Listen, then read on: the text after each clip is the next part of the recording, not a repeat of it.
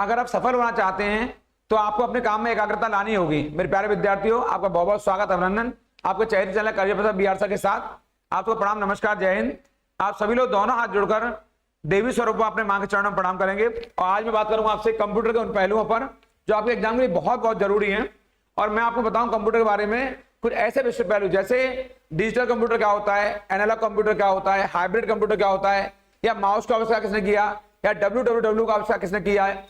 तो ऐसे बहुत सारे प्रश्न मैं आपके लिए लेकर आया हूं। बग क्या होती है, एसटी फाइल क्या होती है, ऐसे बहुत सारे प्रश्न हैं, प्रश्नों का भंडार है। तो मैं आपसे बात करूंगा आज आपके कंप्यूटर के उन पहलुओं पर जो आपके एग्जाम के लिए बहुत जरूरी है। और मैं आपको लेकर चलूंगा आपके चहेते प्लेटफॉर्म वहीं पढ़ाई की पंचायत पर, और मेरी बात यहीं पर होगी आपसे। इसलिए वीडियो को अंत तक देखेंगे आप लोग और इसे छोड़कर नहीं जाएंगे, और नोटबुक और पेन लेके बैठेंगे। और मैं बताऊंगा आपको कंप्यूटर से जुड़े हुए अति महत्वपूर्ण तथ्य, ऐसे तथ्य जो आपको अन्य प्लेटफॉर्म पर जल्दी से मिलेंगे नहीं। तो इन प्रश्नों को मैं साझा करूंगा आप लोगों से। ये कंप्यूटर के वे तथ्य, वे ऐसे आपके पार्ट्स हैं जो बहुत जरूरी हैं, जहां से प्रश्नों को आना तय है। जैसे सिंपल सा, पहले मैं सिंपल बात बता रहा हूं आपको जो नॉर्मल सामान्य कंप्यूटर जुड़ी हुई है। जैसे अंग्रेजी शब्द से यानी कंप्यूट से यानी जो अंग्रेजी का शब्द कंप्यूट, उससे बना है कंप्यूटर आपके। और इसका अर्थ होता है गणना करना। क्या अर्थ होता है? गणना करना। यानी कि जो कंप्यूटर वर्ड है वो अंग्रेजी के कंप्यूट से बना है। तो इसका मतलब क्या होता है? इसका मतलब होता है गणना करना। इसको बताऊंगा मैं आपको। यानी बड़े स्तर पर गणना करने वाला इलेक्ट्रॉनिक संयंत्र को क्या कहते हैं? हम लोग कंप्यूटर कहते हैं। यानी बहुत बड़े पैमाने पर जो गणना करता है, क्या बोलते हैं उसको? तो कंप्यूटर कहते हैं। इसे हिंदी में संगणक कहते हैं। थोड़ा सा ध्यान देंगे, इसे हिंदी में क्या कहते हैं? संगणक कहते हैं। संगणक, इसे आप याद कर लेंगे यहां से। इस क्रम में मैं आपको आगे बताऊंगा कि आखिर इसका इतना जो आपका वर्तमान में आधुनिकता का पर्याय बन गया है। आधुनिकता के इसके बिना हम रह नहीं सकते। आप ये मत समझना कंप्यूटर कोई डिब्बा ही होता है, खोल होता है। जो हमारे हाथ में लैपटॉप लगा हुआ, छोटा पामपोर्ट लगा हुआ है हमारे हाथ में, या हमारे हाथ में मोबाइल लगा हुआ है, या जितने भी डिजिटल गैजेट हैं वो कहीं ना कहीं कंप्यूटर का हिस्सा है। इवन जो कैलकुलेटर है वो भी कंप्यूटर का ही एक हिस्सा होता है आपके। तो आज कंप्यूटर का जो विकास हुआ है, अगर 21वीं सदी ने आज तरक्की की है और ये 21वीं सदी यदि आधुनिकता के पीक पर पहुंची है, तो उसमें कंप्यूटर का बहुत बड़ा योगदान है। तो आखिर कंप्यूटर के लाने का श्रेय किसे दिया जाता है? तो ये श्रेय जाता है चार्ल्स बेबेज को। आप जानते होंगे चार्ल्स बेबेज कहां के हैं? ये चार्ल्स बेबेज इंग्लैंड के। कहां के? ये इंग्लैंड के यानी ब्रिटेन के। चार्ल्स बेबेज ने इसका विकास इन्वेंट किया इसको। और किस वर्ष किया? 1822 में। कब किया है? 1822 में इसको इन्वेंट किया है। ये 19वीं सदी का समय आपके, कब का समय? 19वीं सेंचुरी में अगर सबसे बड़ा आविष्कार कोई हुआ है तो वो है कंप्यूटर का इन्वेंट होना। और कंप्यूटर ने कैसे क्रांति लाई है ये किसी से छुपा हुआ नहीं है, आप जानते इस बात को। इसीलिए इन्हें कंप्यूटर का पिता कहा जाता है। किसको? चार्ल्स बेबेज को कंप्यूटर का पिता कहा जाता है। आप जानते होंगे इन्हें कंप्यूटर का पिता कहते हैं, यानी फादर कहते हैं आपके। यानी इन्हीं को the father of the computer, यानी कि कंप्यूटर का जनक कहा जाता है। किसको? चार्ल्स बेबेज को। इस क्रम में बताऊंगा आपको हमारे यहाँ पर, क्योंकि इसको इन्हें पिता कहा जाता है इसलिए क्योंकि इन्होंने ही पहले यांत्रिक कंप्यूटर का विकास किया है। यानी यांत्रिक में होता है मैकेनिक कंप्यूटर का। इससे पहले भी कंप्यूटर थे, लेकिन दुनिया का पहला मैकेनिक कंप्यूटर का किसी ने दिया है तो कौन है वो? चार्ल्स बेबेज है। इसलिए इनको पिता कहा जाता है यहां से। जबकि पहले डिजिटल कंप्यूटर अगर पूछा जाए क्वेश्चन में, क्या दुनिया में पहला डिजिटल कंप्यूटर का आविष्कार किसने किया है, तो आप बताएंगे ब्लेज पास्कल ने। किसने किया है? ब्लेज पास्कल ने। और 1642 में यहां पर ये केवल जोड़ने का कार्य करता, खाली ये एडिंग का कार्य करता था और वो कार्य निकल। ब्लेज पास्कल ने जो एक कंप्यूटर नुमा एक चीज बनाई और जो आपका उपकरण बनाया, उसे आपके ब्लेज पास्कल ने बनाया। और ये केवल काम एडिंग का करता था। एडिंग माने कि जोड़ने का काम करता था ये वाला डिजिटल कंप्यूटर। इस तरह में मैं आपके लिए आगे लेकर आया बड़ा महत्वपूर्ण पार्ट कि जो स्टार्टिंग में सबसे पहले दुनिया में अगर किसी व्यक्ति ने अगर इस कंप्यूटर रूपी अगर एक उपकरण का विकास किया तो कौन है वो? चीनी। यानी चीन के लोगों ने सबसे पहले दुनिया में इस कंप्यूटर का विकास किया लगभग 2400 ईसा पूर्व पहले। यानी कि जब वो सभ्यताओं का आरंभ हो रहा था उस दौर में चीन ने एक कंप्यूटर रूपी उपकरण बनाया बहुत बड़ा आपके। ये एक ऐसा उपकरण है आपके चीन जो आपका कंप्यूटर है, इसको नाम दिया इन्होंने अबेकस। क्या नाम दिया है? अबेकस। इसको आप याद कर लेंगे मेरे कहने से। इसे नोट डाउन कर लेंगे। चार्ल्स बेबेज को नोट डाउन करेंगे, अबेकस को नोट डाउन करेंगे, ये आपका ब्लेज पास्कल को नोट डाउन करेंगे। ये बहुत इंपॉर्टेंट है। तो अगर चीनियों ने, चीन के लोगों ने अगर दुनिया का सबसे पहला कंप्यूटर, भले ही वो एक एक कमरे के समान था, एक कमरे के समान उसकी आकृति होती थी आपके, इतना बड़ा होता था वो आपके। लेकिन जो आधुनिक कंप्यूटर है यहाँ पर, इसका वर्तमान में हमें कंप्यूटर दिखाई दे रहा है, इसका स्वरूप है, उसका नाम क्या है आपके मार्क फर्स्ट, यानी कहा जाए वर्तमान स्वरूप का पहला कंप्यूटर कौन सा है। ये COMP मतलब मेरा कंप्यूटर से है, तो पहला कंप्यूटर आगे बताएंगे आप, मार्क फर्स्ट है इस क्रम में पहला कंप्यूटर जो हमारे वर्तमान समय हमें दिखाई दे रहा है। और इसने हमें इतनी स्पीड दी है कि जिससे हम रोका नहीं खा रहे हैं। 1937 में हार्वर्ड एकन द्वारा, किसने, हार्वर्ड एकन द्वारा इस मार्क फर्स्ट का विकास किया। किसका, इस मार्क फर्स्ट का विकास किया गया, जो कि वर्तमान स्वरूप के कंप्यूटर के लिए हमारे लिए एक आपका एक फोटोकॉपी रहा है। इसमें बताऊंगा पहले प्रथम इलेक्ट्रॉनिक कंप्यूटर का नाम क्या है, ENIAC। क्वेश्चन आएगा आपके, पहला इलेक्ट्रॉनिक कंप्यूटर कौन सा है, तो आप बताएं ENIAC है। और ENIAC की फुल फॉर्म क्या होती है, ये आपके एग्जाम में लिखने के लिए आ सकती है। यहां से इसे आप नोट डाउन करेंगे, लिखेंगे यहां से, ये पूछ सकता है ENIAC की फुल फॉर्म क्या होती है। तो ई का मतलब है यहाँ पर इलेक्ट्रॉनिक, नी का मतलब, एन का मतलब न्यूमेरिकल, आई का मतलब है इंटीग्रेटर, एंड कंप्यूटर। आप लोग याद कर लेंगे इसको, ये electronic, numerical, integrator and computer, इसकी फुल फॉर्म किसकी, ENIAC की। ये दुनिया का पहला इलेक्ट्रॉनिक कंप्यूटर, इसे नोट डाउन करेंगे और इसे यहाँ पर आप लोग इंपॉर्टेंट लिख लेंगे। ये रहा, मैं लिखा आपको यहाँ से, ये इंपॉर्टेंट लिख दिया आपको यहाँ से। इस क्रम में मैं आपको आगे लेके जाऊंगा आपके वर्ष 1951, यहाँ ये वर्ष 1951 में JP एकर्ट और जॉन मुचली, कौन, दो नाम बोले मैंने आपको, 1951 यहाँ पर वर्ष 1951 में JP एकर्ट और जॉन मुचली ने यूनिवैक का, यहाँ पर यूनिवैक का विकास किया। ये बहुत बहुत वेरी मोस्ट है आपके लिए। ये एक ऐसा कंप्यूटर की दुनिया में आने वाला कंप्यूटर जिसने दुनिया में धूम मचा दी आपके यहाँ से। और इसका नाम है यूनिवैक। क्या नाम है, यूनिवैक नाम है इसका, यहाँ से यूनिवैक नाम है इसका। और इसके बाद यहाँ पर ये इसलिए महत्वपूर्ण माना, क्योंकि ये इसलिए महत्वपूर्ण माना गया यूनिवैक, क्योंकि ये वाणिज्यिक और सामान्य कार्यों को दोनों को करने में सक्षम था। कौन सा, यूनिवैक। यानी जो कॉमर्शियल वर्क है वो भी और जो सिंपल वर्क है वो भी, इन दोनों कार्यों को करने में सक्षम था। कौन, यूनिवैक, कॉमर्शियल वर्क को भी और सामान्य कार्यों को। इसका नाम क्या है, यूनिवैक। कौन लेकर आया इसको, JP एकर्ट और जॉन मुचली। इसको आप याद कर लेंगे। इस क्रम में मैं बताऊंगा आपको एक बड़ा परिवर्तन दुनिया में कब आया, जब वर्ष 1970 में 1970 में इंटेल कंपनी द्वारा, ये इंटेल कंपनी है, इस कंपनी द्वारा दुनिया के पहले प्रथम माइक्रो प्रोसेसर, ये आपको याद करना है, प्रथम माइक्रो प्रोसेसर, ये प्रथम माइक्रो का विकास किया गया है, इंटेल 4004, यानी कि इंटेल 4004, इंटेल 4004 का विकास किया। किसने किया है, ये किया आपके इंटेल कंपनी द्वारा। ये माइक्रो प्रोसेसर आया, इसने एक बड़ी एक चेतना ला दी, एक बड़ा डेवलपमेंट कर दिया आपके कंप्यूटर की दुनिया में। एक बहुत बड़ा इन्वेंट था।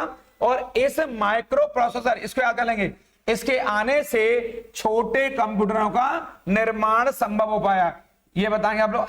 अगर हमारे पास आज छोटे कंप्यूटर, बने तो उसके पीछे कौन जिम्मेदार है, ये माइक्रो प्रोसेसर है। ये बहुत बहुत इंपॉर्टेंट है। इस तरह मैं बताऊंगा आपको, जो इस समय कुछ जो माइक्रो प्रोसेसर बनाने वाले जो उत्पादक ब्रांड है हमारे यहाँ, कौन कौन से, तो इंटेल तो पहला है ही, ये वाला। इंटेल के अलावा ये रहा पेंटियम, शेलेरॉन और AMD। कौन कौन से, एक इंटेल है, एक पेंटियम है, एक शेलेरॉन है, AMD है। इन चारों को याद कर लेंगे। ये वर्तमान में माइक्रो प्रोसेसर उत्पादक ब्रांड है, इनका बड़ा महत्व है। इन चारों को भी याद करेंगे। तो पहला कौन सा, इंटेल है, और उसने कौन सा बनाया है, इंटेल 4004। इसको मैं बार बार इसलिए बोल रहा हूं क्योंकि एग्जाम के लिए इंपॉर्टेंट। मैंने पूछा भी आपसे आते ही, माउस का विकास किसने किया, डिजिटल कंप्यूटर क्या होता है, एनालॉग कंप्यूटर क्या होता है, हाइब्रिड कंप्यूटर क्या होता है, WW का मतलब क्या होता है। तो मैं ये सारी बातें आपको बताऊंगा अभी आकर के। लेकिन इस चैनल को लाइक शेयर करना बिल्कुल नहीं भूलेंगे और ज्यादा से ज्यादा लोगों को सब्सक्राइब कराएंगे, ताकि ये मेरी बातें घर घर पहुंच सके, आप तक पहुंच सके और आपके माध्यम से समाज के उन लोगों तक पहुंच सके जो कि इन महत्वपूर्ण जानकारियों से वंचित हैं। ये कंप्यूटर का ऐसा पार्ट है जहां से प्रश्नों का आना तय है, और उसके लिए मैं केवल 5 लेक्चर लूंगा। आज ये मैं पहला लेक्चर ले रहा हूं आप लोगों के बीच में। कंप्यूटर का बहुत महत्वपूर्ण पार्ट है आपके एग्जाम आने वाला, और हर वनडे एग्जाम के लिए कंप्यूटर बहुत महत्वपूर्ण है, बल्कि मैं कहूंगा वेरी मोस्ट है। क्योंकि आज के दिनों में कंप्यूटर नहीं तो जिंदगी नहीं। मैंने पहले कहा है, मोबाइल भी कंप्यूटर का एक अंग होता है, मोबाइल भी एक कंप्यूटर है। और आप जानते हैं आज मोबाइल हमारी लाइफ में नहीं है तो हमारी लाइफ क्या है, अधूरी है। मैं आपको इस क्रम में आगे लेकर जाऊंगा जो मैंने आपके लिए आगे चीज बनाई है। कंप्यूटर क्षेत्र में क्रांति, ये क्वेश्चन आएगा, कंप्यूटर क्षेत्र में क्रांति कब आई है, तो आप बताएंगे वर्ष 1960 में, 1960 के दशक में कंप्यूटर क्षेत्र में एक बड़ी क्रांति आई। और आपके एग्जाम में आने वाला एक बड़ा क्वेश्चन है, मैं पहले एक बात बता देता हूं, मैं कंप्यूटर क्षेत्र में आपको ज्ञानी नहीं बना रहा हूं, मैं केवल उतनी बात बताऊंगा जो बिल्कुल एग्जाम ओरिएंटेड है और टू द पॉइंट है। मैं ज्यादा विस्तार में नहीं जाऊंगा, मेरा मतलब उन चीजों से कि जहां से आपका प्रश्न बन जाए और एग्जाम में आपका काम हो जाए। एक क्वेश्चन आएगा कंप्यूटर साक्षरता दिवस, ये रहा, कंप्यूटर साक्षरता दिवस कब मनाया जाता है? तो आप बताएंगे 2 दिसंबर को कंप्यूटर साक्षरता दिवस मनाया जाता है। इसको अभ्यास कर लेंगे। अब मैं कहूंगा इसको आप लोग इंपॉर्टेंट कर लेंगे यहां से, यानी 2 तारीख को 2 दिसंबर को क्या मनाया जाता है? कंप्यूटर लिटरेसी डे मनाया जाता है। इसको अभ्यास करेंगे यहां से। इसके बाद भारत में नई कंप्यूटर नीति कब आई है? तो आप बताएं वर्ष 1984 में। हमारे यहाँ पर जो नई कंप्यूटर नीति आई वर्ष 1984 में आई है। और उस समय देश के प्रधानमंत्री कौन थे? भारत के सबसे युवा प्रधानमंत्री कौन? राजीव गांधी, वो लेकर आए थे। राजीव गांधी जी के नेतृत्व में सबसे पहले भारत में यहाँ पर नई कंप्यूटर नीति बनी, जिसने भारत में धूम मचा दी। और मैं कह दूं भारत में कंप्यूटर क्रांति अगर लाने का श्रेय किसी पीएम को जाता है तो वो कौन है? वो राजीव गांधी है। इन्हें भी याद कर लेंगे यहां से, ये क्योंकि इंपॉर्टेंट है। इस क्रम में मैं आपको आगे बताऊंगा भारत में निर्मित, ये आ गया, भारत में निर्मित पहला, ये काम का पहला कंप्यूटर कौन सा था? आप बताएंगे सिद्धार्थ। कौन सा है? इसको आप याद करेंगे यहां से, और मैं कहूंगा इसको आप इंपोर्ट करेंगे। भारत में निर्मित पहला कंप्यूटर कौन सा है? वो सिद्धार्थ है। और ये एग्जाम में आने वाला क्वेश्चन है, सिद्धार्थ को याद कर लेंगे। इसका निर्माण किसने किया है? Electronic corporation of India. किसने किया है? इलेक्ट्रॉनिक कॉर्पोरेशन ऑफ इंडिया ने इसका निर्माण किया है। इसको भी आप नोट डाउन करें क्योंकि आपके एग्जाम में आने वाला ये क्वेश्चन है और कई बार एग्जाम में ऐसा क्वेश्चन पूछा जाता है। इस तरह मैं बताऊंगा मैं आपको, ये भारत में, ये रहा भारत में ये प्रथम कंप्यूटर है आपके। और मैं बताऊंगा आपको ये जो सिद्धार्थ है, और भारत में पहला कंप्यूटर कहां पर लगाया गया, कौन से स्थान पर आपके? तो आप बताएंगे 16 अगस्त 1986 को। कहां पर? बेंगलोर में। और कहां पर? जीपीओ, जो प्रधान डाकघर है। यहाँ क्वेश्चन आएगा भारत में पहला कंप्यूटर कहां पर लगाया गया? तो आप बताएंगे वर्ष 1986 में लगाया गया है। और उसमें देश के प्रधानमंत्री कौन है? राजीव गांधी। और इसे कहां लगाया गया? बेंगलोर में लगाया गया है। और बेंगलोर में कहां लगाया गया है? तो आप बताएंगे प्रधान डाकघर में, जो बहुत इंपॉर्टेंट है। इसको भी याद कर लेंगे। आप जानते होंगे बेंगलोर को हमारे यहाँ पर क्या कहते हैं? Silicon valley. क्या कहते हैं इसको? इसे भारत में सिलिकॉन वैली कहते हैं। और ये कहां स्थित है? बेंगलोर में। यानी बेंगलोर में, बेंगलोर को भारत की सिलिकॉन वैली कहते हैं, सिलिकॉन वैली ऑफ इंडिया। कौन किसको कहा जाता है? बेंगलोर को कहा जाता है। इसको भी याद कर लेंगे यहां से। और इस क्रम में मैं आपको आगे लेके जाऊंगा जो आपके लिए बहुत इंपॉर्टेंट है। कंप्यूटर के, मैंने पहले आते पूछा, शुरुआत मैंने यहीं से की है। कंप्यूटर के 3 प्रकार होते हैं। एक प्रकार होता है कौन सा? Digital computer. कौन सा होता है? दूसरा होता है एनालॉग कंप्यूटर। तीसरा कौन सा होता है? Hybrid computer. पहला डिजिटल कंप्यूटर, दूसरा एनालॉग कंप्यूटर और तीसरा हाइब्रिड कंप्यूटर। मैं बताऊं आपको यहां से कि आखिर ये डिजिटल कंप्यूटर क्या, डीसी क्या होता है? डीसी मान डिजिटल कंप्यूटर क्या होता है, और तब बताऊंगा आपको ये एनालॉग क्या होता है। वह कंप्यूटर जो गणती है, ये बहुत इंपॉर्टेंट है, वह कंप्यूटर गणती गणना करता है। क्या करता है? जो मैथमेटिकल जो डाटा बनाता है हमारे लिए, गणना करता है आपके जो है, तो अपना जो गणती गणना करता है उसे कहते हैं डिजिटल कंप्यूटर। क्या कहते हैं? Digital computer.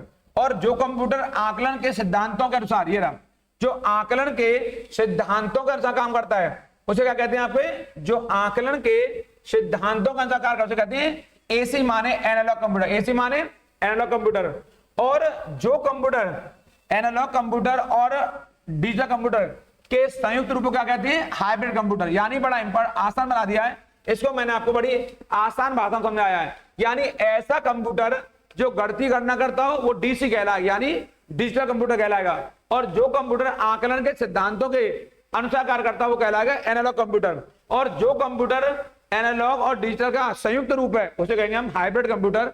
ये बहुत महत्वपूर्ण है, इनको आप याद कर लेंगे। डीसी क्या है, एसी क्या है, एचसी क्या है, तो आप कहेंगे एसी डीसी का जो संयुक्त रूप है वो क्या है? वो हाइब्रिड कंप्यूटर है। और जो गणितीय सिद्धांतों पर काम करेगा वो डिजिटल कंप्यूटर है। और जो आकलन के सिद्धांतों पर कार्य करेगा वो एनालॉग कंप्यूटर। इसको आप याद कर लेंगे। यहां से मैं आपको आगे बताऊंगा। आपके अगला पहलू है, आखिर हमारे कंप्यूटर में 2 चीज बड़ी महत्वपूर्ण रहती हैं, हार्डवेयर क्या है और सॉफ्टवेयर क्या है। एक क्वेश्चन आता है एग्जाम में 4 विकल्पों में, वो इकाई दे देगा कि इनमें से कौन सॉफ्टवेयर का हिस्सा है और कौन हार्डवेयर का हिस्सा है, कौन हार्डवेयर नहीं है।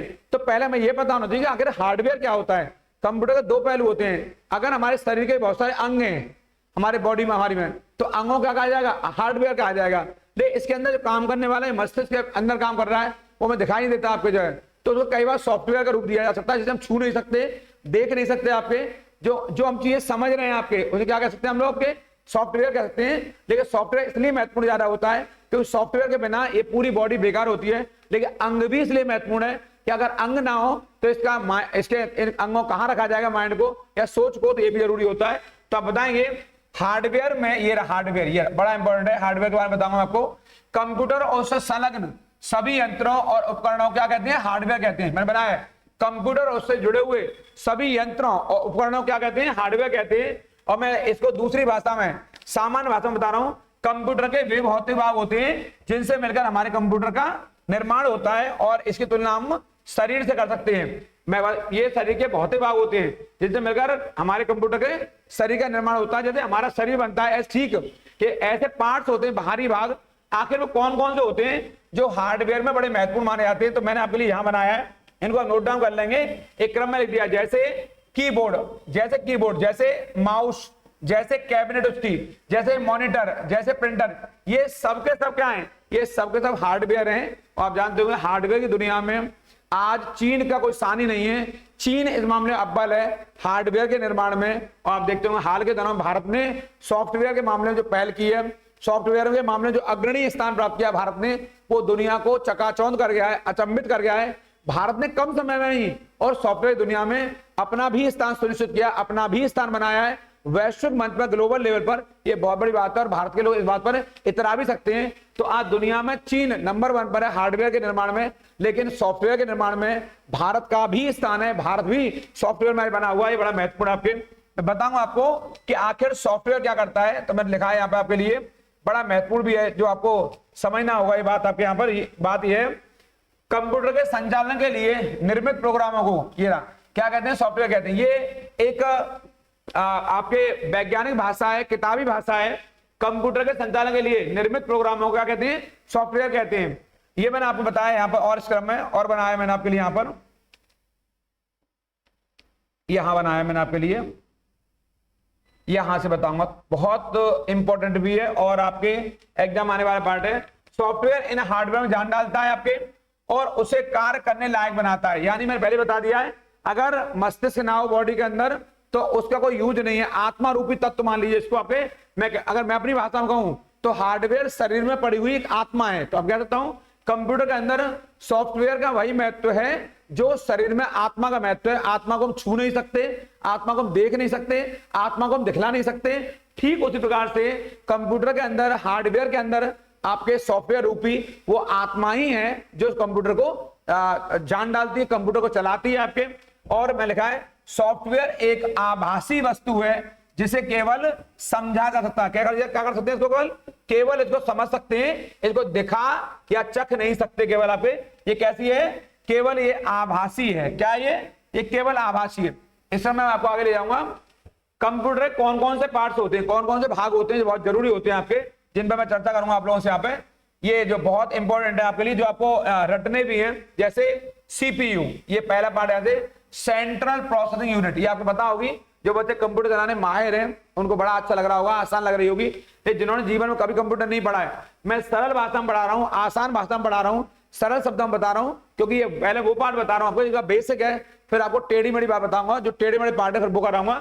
जैसे सीपीयू क्या होता है, सेंट्रल प्रोसेसिंग यूनिट, इसे कंप्यूटर का मस्तिष्क कहते हैं। क्या कहते हैं इसको, इसे कंप्यूटर का ब्रेन कहते हैं। किसको, सीपीयू को। क्वेश्चन आएगा कंप्यूटर का ब्रेन, कंप्यूटर का मस्तिष्क किसे कहा जाता है, तो बताएंगे आप सीपीयू को कंप्यूटर का ब्रेन कहते हैं। इसका मतलब होता है सेंट्रल प्रोसेसिंग यूनिट, इसको याद कर लेंगे यहां से। इसके अलावा एक इसमें उपकरण होता है रैम, कंप्यूटर के अंदर। रैम का मतलब होता है रैंडम एक्सेस मेमोरी। क्या मतलब होता है रैंडम एक्सेस मेमोरी। और ये क्या होता है, ये कंप्यूटर की एक मेमोरी, यानी इसे हम लोग मेमोरी यानी कि स्मृति भी कहते हैं आपके। और ये कंप्यूटर की अल्पकालिक यानी शॉर्ट टर्म मेमोरी होती है। कैसी होती है, शॉर्ट टर्म मेमोरी होती है आपके जो है। और मैं कह दूं आपके रैम को, ये अस्थायी मेमोरी होती है। कैसी मेमोरी होती है, ये अस्थायी मेमोरी होती है, रैम कहते हैं आपको। और इसी को पीसी मेमोरी या मेमोरी भी कहते हैं। किसको, रैम को, जिसे विस्तार से रैंडम एक्सेस मेमोरी भी कहा जाता है। अब दूसरा पार्ट है इसका, रोम क्या होता है। मैंने दूसरा बनाया आपके लिए यहाँ पर कि रोम क्या होता है, यहां देख लेंगे आप लोग सब लोग। ये रोम जो होता है रीड ओनली मेमोरी, इसकी फुल फॉर्म है, यानी रीड ओनली मेमोरी का जो संक्षिप्त रूप है, जो छोटा रूप है, वो क्या है, वो रोम है। यहाँ पर रीड ओनली मेमोरी। यहाँ सभी सूचनाएं स्थायी रूप से संग्रहित की जाती है। कहां पर, आपके रोम में। मैंने क्या बताया, जो रैम है वह अस्थायी मेमोरी रहती है आपके, और इसे इसमें आपके स्थायी रूप से मेमोरी को स्टोर कर लिया जाता है, तो बोलते हैं रोम बोलते हैं, यानी रीड ओनली मेमोरी।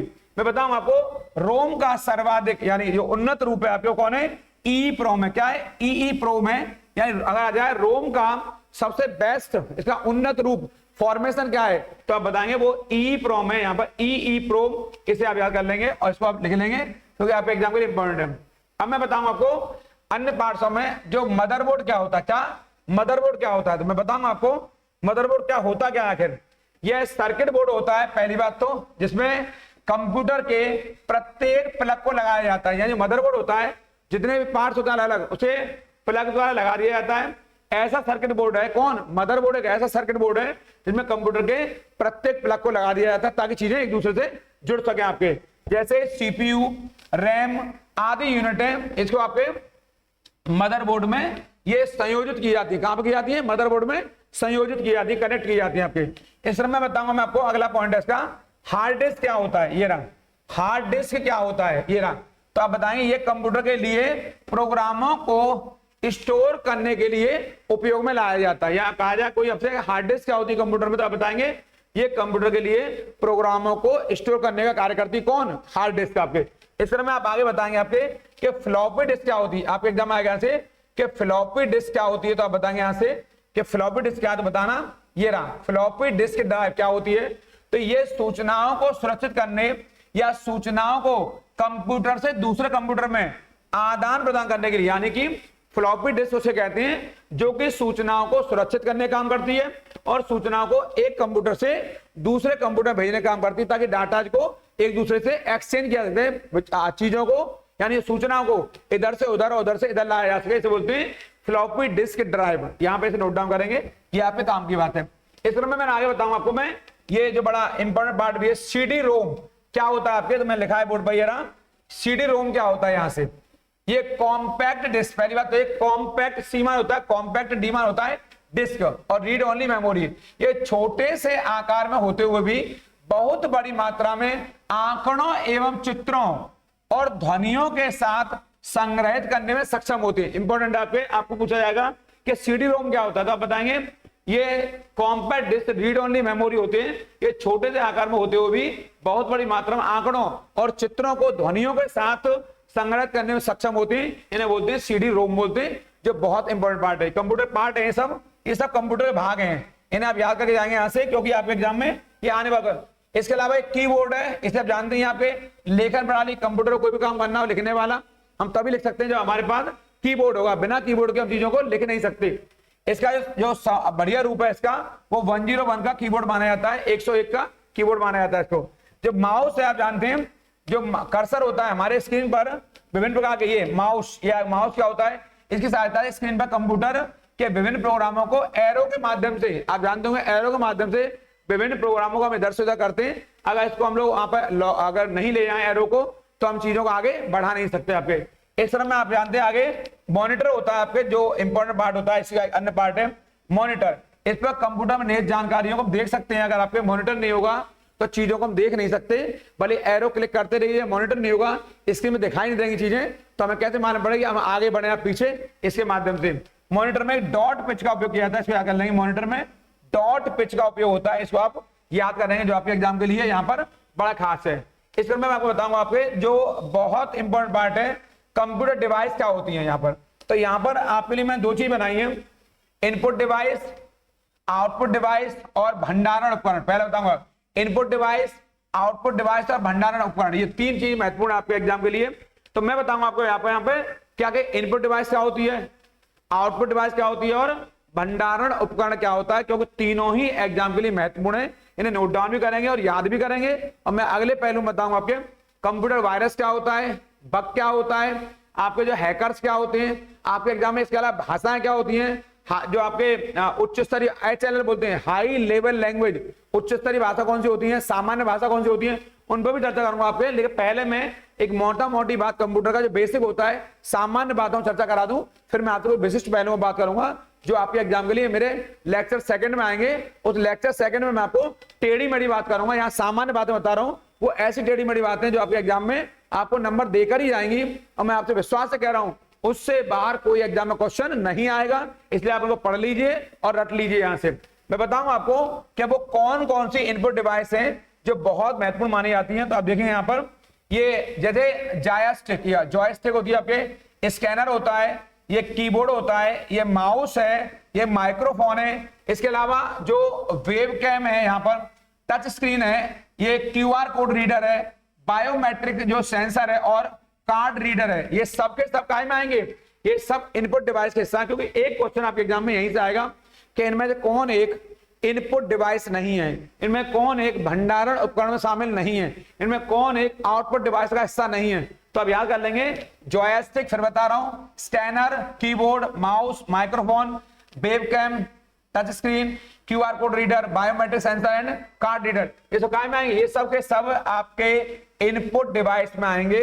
अब मैं बताऊंगा आपको आउटपुट डिवाइस क्या होती हैं, ये भी आपको मैं याद कराऊंगा अभी आपको जाने से पहले, और सारे आपको याद करने मेरे साथ, बल्कि मैं कहूँ मेरे साथ बोलने भी हैं आपको। आउटपुट डिवाइस ये वाले, ये मॉनिटर होता है, इसमें प्रिंटर होता है, इसमें स्पीकर होता है, इसमें हेडफोन होता है, इसमें प्रोजेक्ट होता है इसमें। इसके अलावा जो जीपीएस है वो भी इसी में आएगा, ये वाला पार्ट जो जीपीएस है हमारा वो भी इसी में आएगा, आपके प्लॉटर है वो भी आएगा, 3D प्रिंटर है वो भी आएगा, साउंड कीबोर्ड और वीडियो कार्ड, ये सारे के सारे आपके किसमें आएंगे, ये आउटपुट डिवाइस में आएंगे। इनके बारे में आगे भी आपसे कंप्यूटर के अन्य भाग में चर्चा करूंगा, इसलिए मैं कहा इस वीडियो बने रहेंगे आप लोग, और इसे लाइक शेयर करना बिल्कुल नहीं भूलेंगे, ताकि मेरी बातें आपके माध्यम से औरों तक भी पहुंच सकें और आप मेरी बातों को जन जन तक पहुंचा सकें, सारे विद्यार्थियों तक जो इनको बातों को नहीं जानते। इसमें मैं बताऊंगा आपको कि भंडारण उपकरण क्या होता है, जो हमारे एग्जाम आने वाला एक अन्य क्वेश्चन है यहाँ से, भंडारण उपकरण क्या होता है। तो आप देखेंगे यहाँ पर ये वाला भंडारण उपकरण, इसका तीसरा पार्ट है यहाँ से। हार्ड डिस्क को भंडारण उपकरण कहते हैं, फ्लॉपी डिस्क को ये कहते हैं स्टोर करने वाला, कॉम्पैक्ट सीडी बोलते हैं इसको, कॉम्पैक्ट डिस्क को, पेन ड्राइव, आप सब लोग जानते हैं। ज्यादातर विद्यार्थी आज की युवा पीढ़ी हमारी जो है, भंडारण उपकरण होता है किसी को स्टोर करने वाला पार्ट, तो हार्ड डिस्क है उसमें भी स्टोर की जाती चीजें, जो फ्लॉपी डिस्क है उसमें भी स्टोर की जाती हैं, जो कॉम्पैक्ट डिस्क है उसमें भी स्टोर की जाती हैं, और जो पेन ड्राइव है उसमें भी चीजें स्टोर की जाती हैं। बहुत इंपॉर्टेंट है, बहुत महत्वपूर्ण है।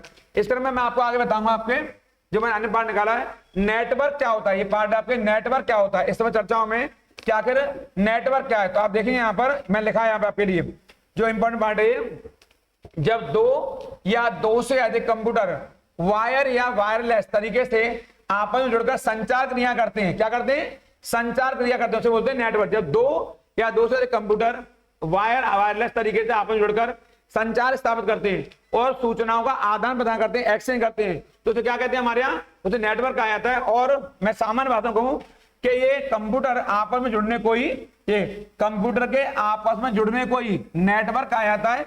ये मैंने आपको बहुत देसी सामान्य भाषा में बनाया है कि कंप्यूटर के आपस में जुड़ने की क्रिया को नेटवर्क कहा जाता है। और आखिर इसमें क्या आएगा ये बता देता हूं। नेटवर्क कौन कौन तत्व हैं, एक प्रोटोकॉल है, एक नाड है, एक सर्वर है, एक डंब टर्मिनल है और एक टर्मिनल है। यानी कि प्रोटोकॉल, नाड, सर्वर, डंब टर्मिनल और टर्मिनल, ये सबके तो क्या है, ये तो नेटवर्क के तत्व हैं। और अब मैं बताऊंगा आपके लिए बहुत इंपॉर्टेंट बात जो मैंने यहां बनाई है कि नेटवर्क के प्रकार कितने होते हैं। तो मैं आपको नेटवर्क के प्रकार 3 होते हैं, लेकिन आपके एग्जाम के लिए 4 बनाए मैंने आपको। ये चारों प्रकार हमारे लिए इंपॉर्टेंट। वैन क्या होता है, लैन क्या होता है, ये आपके एग्जाम में आने वाला। मैन क्या होता है, ये वाला। और कैन क्या होता है, लैन, वैन, मैन और कैन, ये क्या होते हैं। तो लैन माने होता है, यहां पे इंपॉर्टेंट करेंगे आप लोग इसको, ये मैंने बनाया आपके लिए, सबसे पहले बनाया मैंने लैन। ये इसकी फुल फॉर्म आती है मेरे प्रिय विद्यार्थियों, मैं सबसे कहूंगा यहां पर इन सबको रट लेंगे क्योंकि इनकी फुल फॉर्म भी एग्जाम आती है। लैन की, वैन की, मैन की और कैन की, इन चारों को याद कर लेंगे और ये बहुत इंपॉर्टेंट है। लैन का मतलब होता है लोकल एरिया नेटवर्क, एल माने लोकल, ए मान एरिया, एन मान नेटवर्क। लैन के अंदर लैन का उपयोग कहां होगा, घरों में, ऑफिस में और एयरपोर्ट पर। यानी जो हमारे एयरपोर्ट होते हैं, हमारे जो आपके हवाई अड्डे होते हैं, वहां पर इस्तेमाल करते हैं, घरों के अंदर, ऑफिस के अंदर और एयरपोर्ट पर इसका इस्तेमाल करते हैं। क्या लैन का, लैन नेटवर्क का। आपके इसके अलावा बताया मैंने आपको ये वैन बताया, वैन का होता है वाइड एरिया नेटवर्क, डब्ल्यू से वाइड, ए से एरिया, एन से नेटवर्क। इसका इस्तेमाल इंटरनेट और एटीएम, ये बहुत इंपॉर्टेंट, मैंने आपको ये एग्जाम्पल बता दिया, उदाहरण के लिए ऐड कर दिया है। उदाहरण वाइड एरिया नेटवर्क कौन आएगा, इंटरनेट आएगा और एटीएम वगैरह, इसमें सारे चीजें आएंगे आपके। जो मैन का मतलब होता है वो होता है मेट्रोपॉलिटन, ये वाला, इसका मतलब होता है ये रहा मेट्रोपॉलिटन एरिया नेटवर्क। ये रहा, ये कह रहा है 2 या 2 से अधिक लेन समूह को जोड़ने के लिए उपयोग में आता है, तो बोलते हैं मैन बोलते हैं यह लेन से बड़ा होता है और वैन से छोटा होता है। यानी कोई कहे आपसे कि मैन क्या होता है, तो आप बताएंगे ऐसे मेरी तरह बता रहा हूं, ये लेन से बड़ा होता है और वैन से छोटा होता है। या लोकल एरिया नेटवर्क से बड़ा होता है और वाइड एरिया नेटवर्क से छोटा होता है, क्या कहलाएगा, मैन, यानी मेट्रोपॉलिटन एरिया नेटवर्क। इस तरह में मैंने आपके लिए कैन निकाला है, मैंने आपके लिए जो आपको एग्जाम में नंबर दिलाया। कैन क्या होता है, चारों क्या कर लेंगे यहां से, कैन क्या होता है। तो अब देखिए यहां पर ये कैन क्या होता है, CN, कैंपस एरिया नेटवर्क। क्या बोल रहा हूं, कैंपस एरिया नेटवर्क। ये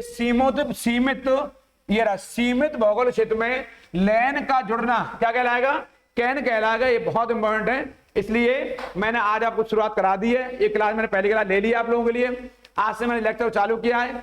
आप लोग इस लगातार इस कंप्यूटर क्लास बने रहेंगे, इस चैनल पर बने रहेंगे। जो प्यार से नहीं मिला हुआ है वो लगातार मुझे मिलता रहेगा।